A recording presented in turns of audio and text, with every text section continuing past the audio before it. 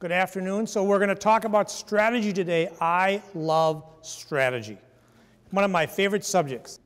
Companies are not very good strategic thinkers. They're not thinking strategically very well. As a matter of fact, the Wall Street Journal did a study recently that said only 3 out of 10 executives, C-level executives, are good strategic thinkers. So think about the inverse of that number.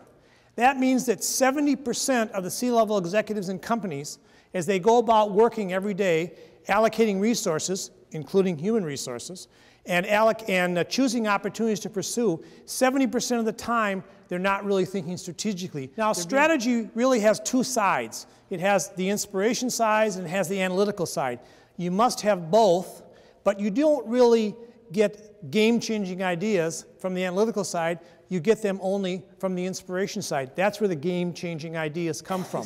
They're kind of hoping that it's going to all happen, but of course, hope is not a strategy. So if we continue to hope that it's going to happen, more than likely that we will ultimately be disappointed. Zbigniew Brzezinski. How many know who Zbigniew Brzezinski is? One person. Not really a household, 2 people. Not really a household name. Zbigniew Brzezinski was the national security advisor for Jimmy Carter. Very prolific guy. He's written around 20 books.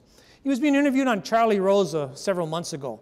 And he was saying, you know, when the Berlin Wall came down, the people in the intelligence community, we knew it was going to happen. We saw it coming. In fact, if you're history buffs, you may remember the great speech that Reagan gave in 1987, 2 years before, where he said, Mr. Gorbachev, tear down the wall. And then, of course, the Berlin Wall comes down in 1989.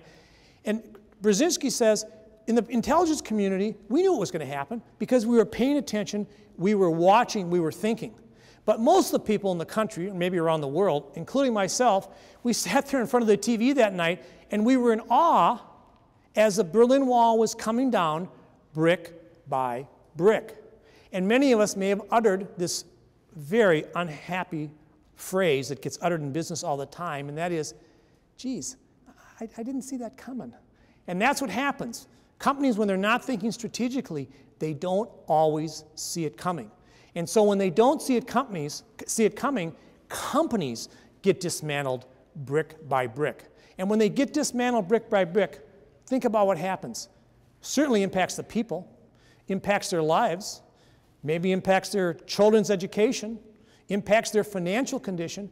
Everybody loses when companies don't spend the time to think strategically.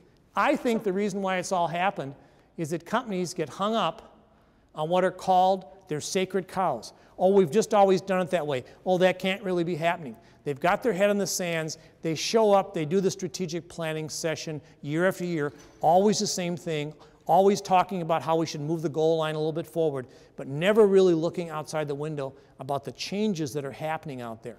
Steve Jobs would have to be the poster child for revolutionaries. He didn't see one revolution coming. He saw 7. In his lifetime, he reinvented 7 industries. It was a debilitating day, much like their strategy had become debilitating. Showing up every year for the quintessential strategic planning retreat. We did 10 last year. We better do 12 next year. Never looking outside the window, never really talking to the customers about what was going on in the marketplace. Driving force is kind of an interesting concept. Every company has a driving force. Many people think it's profit. Actually, there's 10 driving forces, and I'm going to show you what they are here.